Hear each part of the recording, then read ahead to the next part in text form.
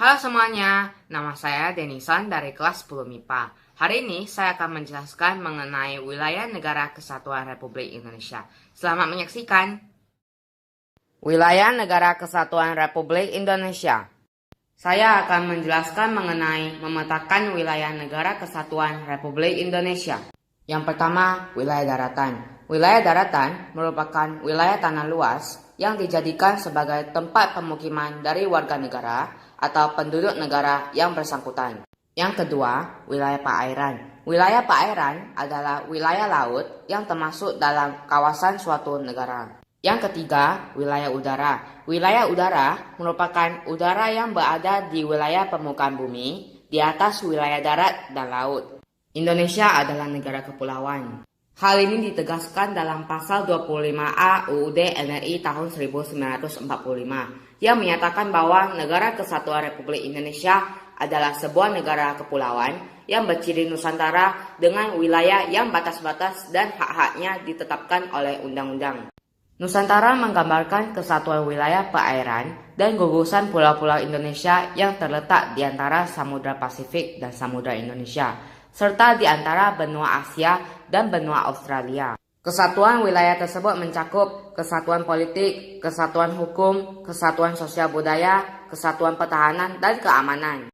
Pada tanggal 13 Desember 1957, pemerintah Indonesia mengeluarkan Deklarasi Juanda. Deklarasi itu menyatakan bahwa segala perairan di sekitar, di antara, dan yang menghubungkan pulau-pulau yang termasuk dalam daratan Republik Indonesia dengan tidak memandang luas atau lebarnya adalah bagian yang wajar dari wilayah daratan negara Republik Indonesia, dan dengan demikian merupakan bagian daripada perairan pedalaman atau perairan nasional yang berada di bawah kedaulatan negara Republik Indonesia. Penentuan batas laut 12 mil yang diukur dari garis-garis yang menghubungkan titik terluar pada pulau-pulau negara Republik Indonesia akan ditentukan dengan undang-undang. Deklarasi Juanda menegaskan bahwa Indonesia merupakan satu kesatuan wilayah Nusantara.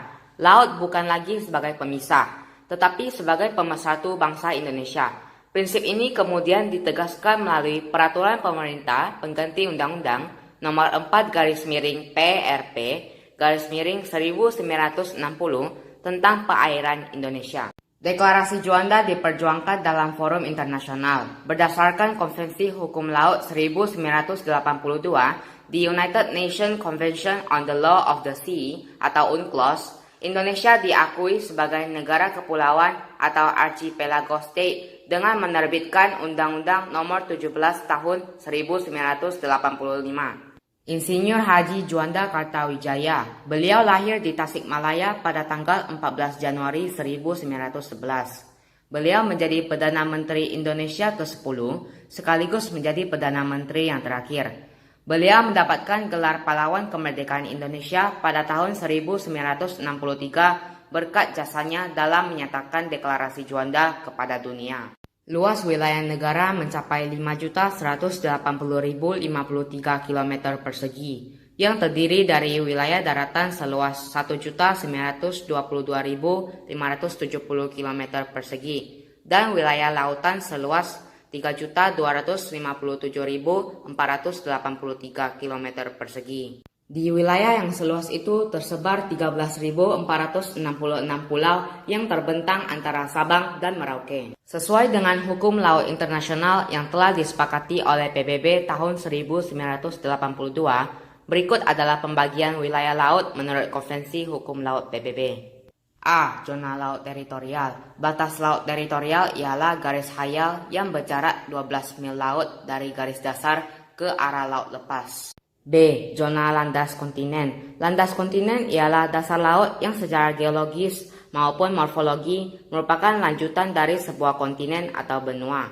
Kedalaman landas kontinen tidak lebih dari 150 meter. Batas landas kontinen diukur mulai dari garis dasar pantai ke arah luar dengan jarak paling jauh adalah 200 mil. Pengumuman tentang batas landas kontinen dikeluarkan oleh pemerintah Indonesia pada tanggal 17 Februari 1969. C. Zona ekonomi eksklusif. pada tanggal 21 Maret 1980, pemerintah Indonesia telah mengeluarkan batas zona ekonomi eksklusif selebar 200 mil laut ke arah laut terbuka diukur dari garis dasar. Pengumuman tentang zona ekonomi eksklusif Indonesia dikeluarkan oleh pemerintah Indonesia pada tanggal 21 Maret 1980. Berdasarkan Konvensi Chicago tahun 1944 tentang penerbangan sipil internasional, dijelaskan bahwa setiap negara mempunyai kedaulatan yang utuh dan eksklusif di ruang udara yang ada di atas wilayah negaranya. Republik Indonesia juga memiliki wilayah ekstrateritorial. Wilayah ekstrateritorial merupakan wilayah negara kita yang dalam kenyataannya terdapat di wilayah negara lain. Selanjutnya, saya akan menjelaskan mengenai batas wilayah Negara Kesatuan Republik Indonesia. Di sebelah utara, Indonesia berbatasan langsung dengan Laut 5 negara, yaitu Malaysia, Singapura, Thailand, Vietnam, dan Filipina. Di sebelah barat, Indonesia berbatasan langsung dengan Samudra Hindia. Di sebelah timur, Indonesia berbatasan langsung dengan daratan Papua Nugini dan perairan Samudra Pasifik. Di sebelah selatan, Indonesia berbatasan langsung dengan daratan Timor Leste, perairan Australia, dan Samudra Hindia.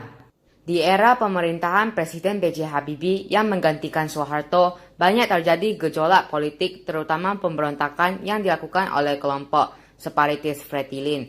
Fretilin berusaha untuk memisahkan Provinsi Timor Timur dari Republik Indonesia, hingga akhirnya Timor Timur melepaskan diri dari Indonesia dan mengganti nama menjadi Timor Leste.